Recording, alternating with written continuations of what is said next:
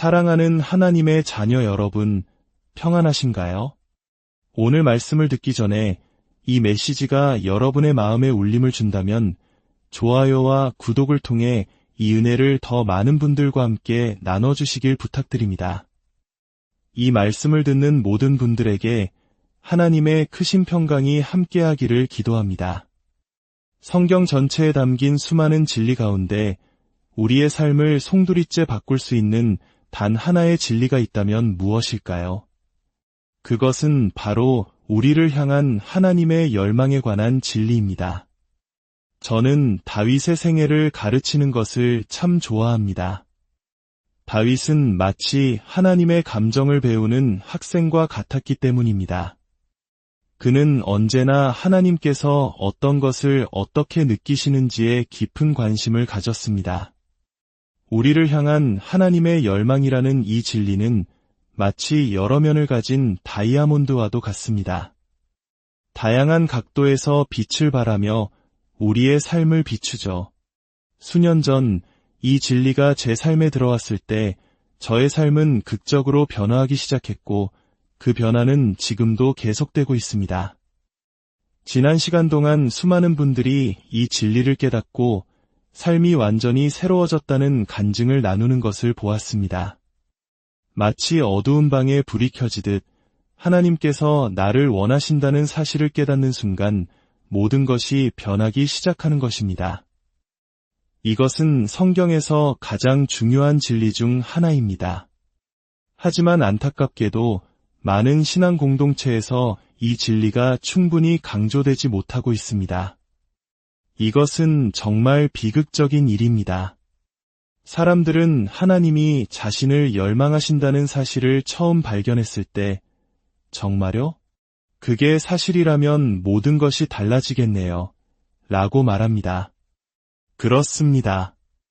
이 진리는 우리의 영적 여정의 모든 것을 바꿉니다. 만약 오늘 이 이야기가 처음이시라면 여러분의 삶 또한 변화될 것입니다.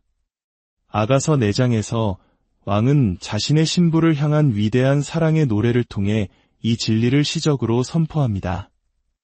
내 누이, 내 신부야. 내가 내 마음을 빼앗았구나. 저는 이 표현을 참 좋아합니다. 내 마음을 빼앗았다. 얼마나 강렬한 고백인가요? 그리고 7장에서 신부는 왕에게 이렇게 화답합니다. 나는 내 사랑하는 자에게 속하였구나. 그가 나를 사모하는구나. 이 고백에는 깊은 의미가 담겨 있습니다. 나는 당신의 것입니다. 왜냐하면 당신의 열망이 나를 향하고 있음을 내가 알기 때문입니다. 사랑하는 여러분, 우리가 그분의 열망이 우리를 향하고 있음을 진정으로 깨달을 때 우리는 더 이상 그분의 인도하심을 두려워하지 않게 됩니다. 혹시라도 하나님의 말씀에 순종하면 무언가 손해를 볼 것이라는 생각에 그 말씀을 교묘히 피할 다른 길을 찾고 있지는 않으신가요?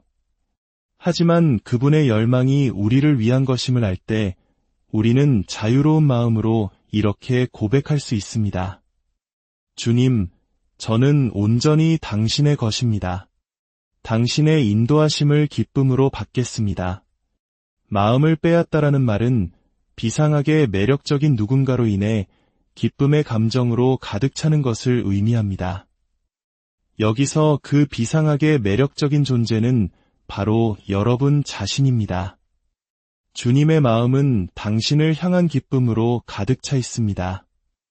이 진리는 너무나 거대해서 성령님의 도우심 없이는 온전히 깨닫기 어렵습니다. 이제 성경에서 가장 역동적인 두 구절을 살펴보겠습니다. 저는 지난 15년간 설교할 때마다 요한복음 15장 구절을 거의 빼놓지 않고 인용했습니다.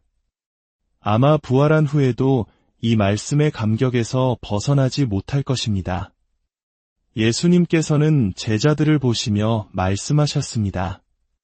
아버지께서 나를 사랑하신 것 같이 나도 너희를 사랑하였으니 이 말씀의 의미를 깊이 묵상해 보십시오. 예수님은 내가 너희를 향해 느끼는 감정은 아버지가 나를 향해 느끼는 감정과 동일하다고 말씀하신 것입니다.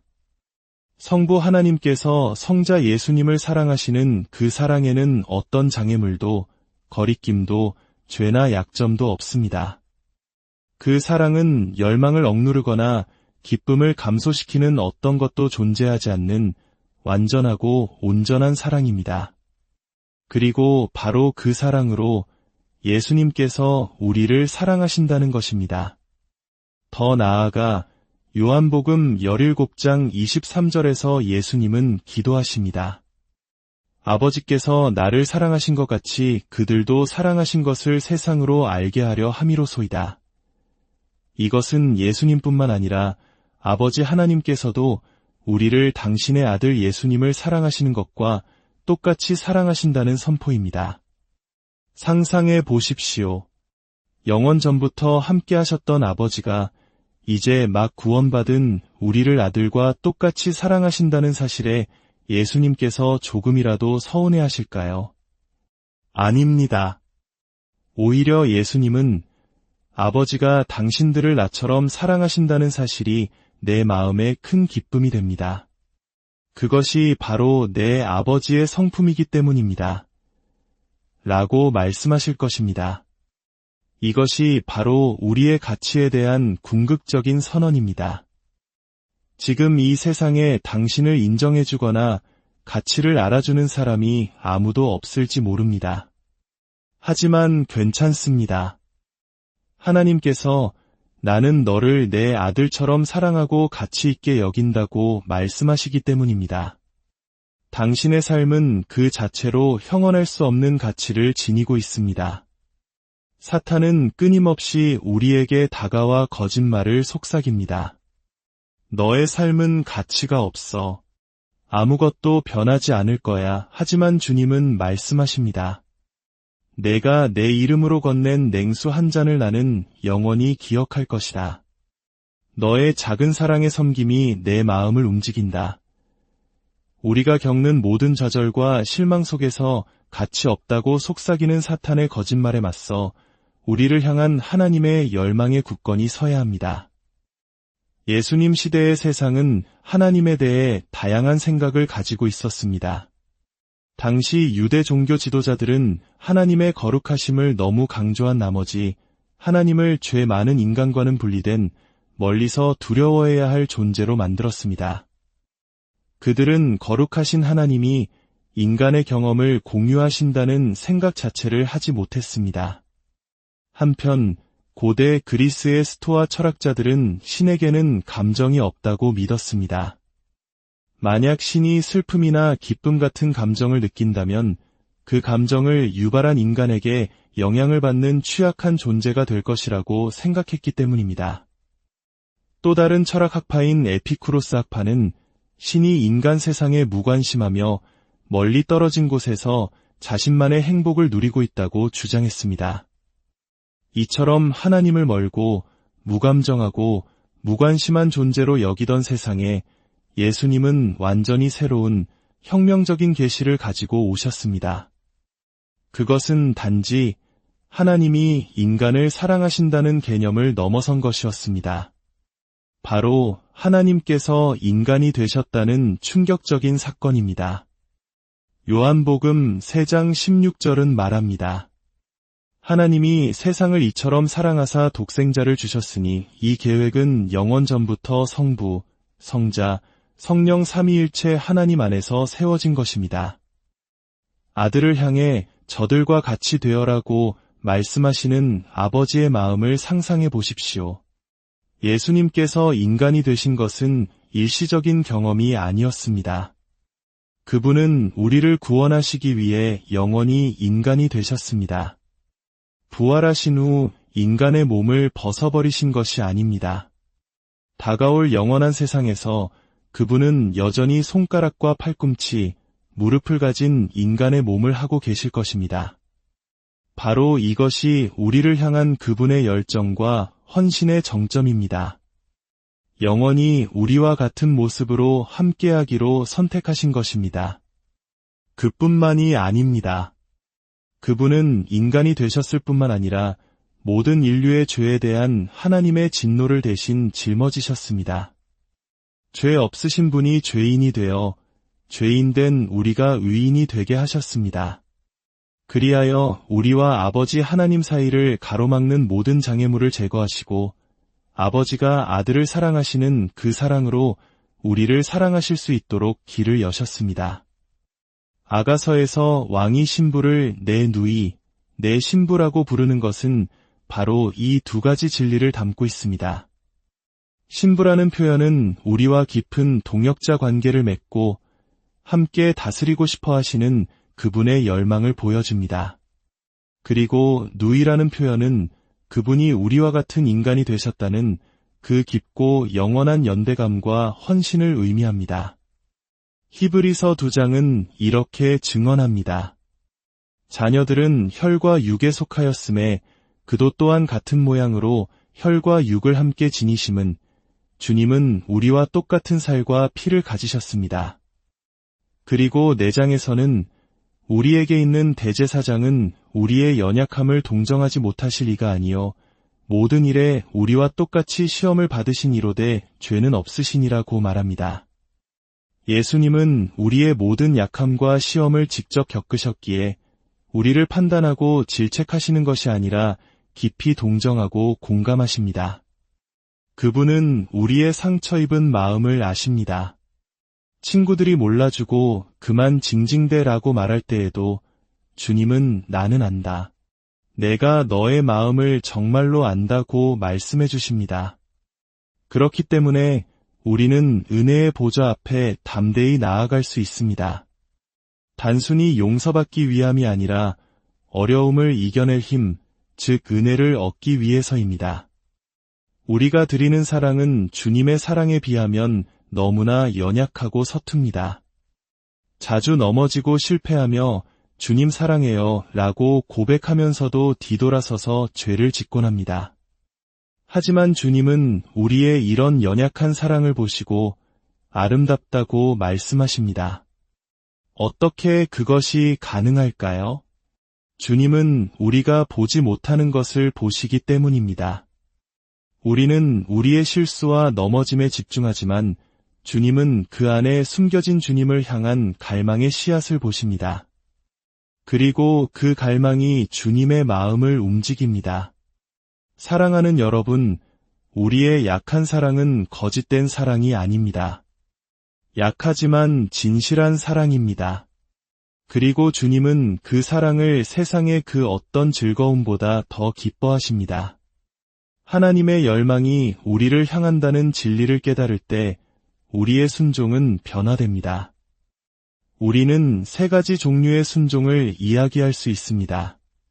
첫째는 두려움에 기반한 순종입니다. 벌을 받거나 부정적인 결과를 피하기 위해 순종하는 것입니다.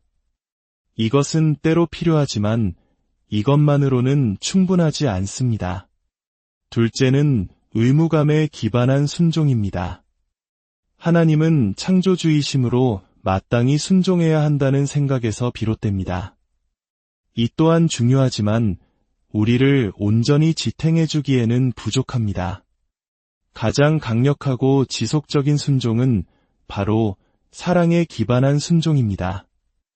우리의 연약함 속에서도 우리를 향한 그분의 사랑과 기쁨을 느낄 때 우리 안에서도 그분을 향한 사랑이 싹트기 시작합니다. 그 사랑이 우리로 하여금 기쁨으로 순종하게 만드는 가장 강력한 동력이 되는 것입니다. 하나님의 사랑은 우리를 참된 안식으로 인도합니다. 여기에는 2 종류의 안식이 있습니다. 첫째는 용서의 안식입니다. 십자가의 은혜로 인해 더 이상 구원을 위해 애쓰지 않아도 되는 평안함입니다. 하지만 거기서 더 나아가 친밀함의 안식이 있습니다. 많은 신자들이 구원의 확신은 있지만 삶의 공허함을 느끼며 다른 것에서 만족을 찾으려 헤맵니다. 하지만 우리의 마음은 하나님을 위해 창조되었기에 오직 그분 안에서만 참된 안식을 찾을 수 있습니다. 우리의 삶의 목적이 하나님을 사랑하는 자가 되는 것임을 깨닫고 우리 자신을 온전히 그분께 드릴 때 우리의 마음은 비로소 진정한 안식을 누리게 됩니다. 4세기 교부 아우구스티누스는 이렇게 고백했습니다. 주님은 우리를 주님을 위해 만드셨으므로 우리의 마음은 주님 안에서 안식할 때까지 평안이 없나이다. 사랑하는 여러분, 악마는 끊임없이 우리의 실패를 들추어내며 우리 자신을 정죄하도록 부추깁니다. 하지만 성령님은 십자가의 은혜를 통해 하나님께서 우리의 실패가 아닌 그분을 향한 우리의 갈망으로 우리를 정의하신다고 말씀하십니다. 하나님은 여러분의 마음을 여러분 자신보다 더 잘 아십니다. 그러니 담대하게 일어나십시오. 실패의 자리에서 일어나 하나님의 사랑을 받으십시오. 그분과의 관계 안에서 기쁨을 누리십시오. 그러면 당신은 영적으로 강하고 견고하게 자라날 것입니다. 기드온은 미디안 족속이 두려워 포도주 틀에 숨어 있었습니다. 그때 주의 사자가 나타나 그를 큰 용사여라고 불렀습니다. 하나님은 기드온 자신도 보지 못했던 그의 안에 용기의 씨앗을 보셨습니다. 다윗은 수많은 실패를 저질렀지만 천년이 지난 후 하나님은 그를 내 마음에 맞는 사람이라 내 뜻을 다 이루리라고 증언하셨습니다.